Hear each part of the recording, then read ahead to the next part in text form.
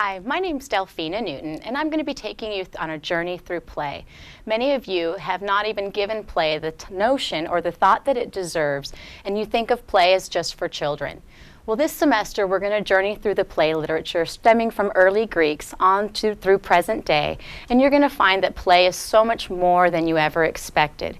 When we first think about play, of course, we do think of children. We think of babies playing with rattles. We think of children bouncing balls, and that's absolutely the case. But when we start thinking of adolescents and teenagers and adults, the notion and the window of play begins to change, and we begin to think that adults and adolescents don't play. And that's not the case. In fact, we have found that the literature on play actually supports that an adult who plays, the benefits are actually far greater than for them than even for children. And we've seen the benefits of children firsthand. We know that play and education are facets that should be worked together because we've seen that that's naturally how children learn. Children learn by being involved in their play through their own intrinsic choices that they make to play. That benefits them in learning cognitively, socially, emotionally, and physically. And let's not forget the creative elements of the human spirit. Now, when we journey through the play literature, when you think about your own adolescence, think about how did you spend your free time? What was it that you did for fun? Were the pretend elements there? Many of you will look and say, I didn't really play very much as an adolescent, and that's not surprising because with adolescence comes the pressure to try to be the same, trying to fit in, trying to not stand out in a crowd.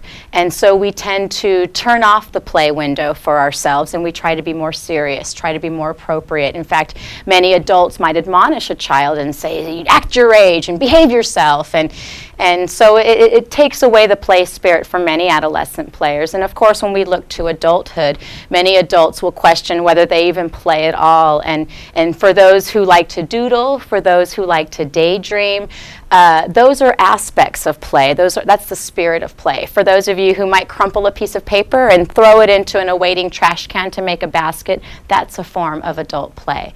But as we move along over the course of this semester, we're going to be looking at play in notions of characteristics. I don't want you to focus on play as a one straight definition because in fact there are as many ways to define play as there are people to write about it, and depending on the school of thought from which you're coming from, play can look very different. So we're going to be looking at play in aspects of attributes and characteristics, and when you do look at those characteristics you're going to begin to realize that you do in fact play much more than you once thought you did. And as we look at across the lifespan and we look at seniors, we begin to realize that the senior who takes an active role in their leisure and they play and they get out and golf or they go play cards, whatever it is that they're enjoying, we have found that they benefit greatly as well. And the more active they are, the more longer and healthier they will live as well. So play, it's not just for kids anymore, and for those adults who are willing and able to seize that inner child, you're going to experience firsthand the benefits that play has to offer.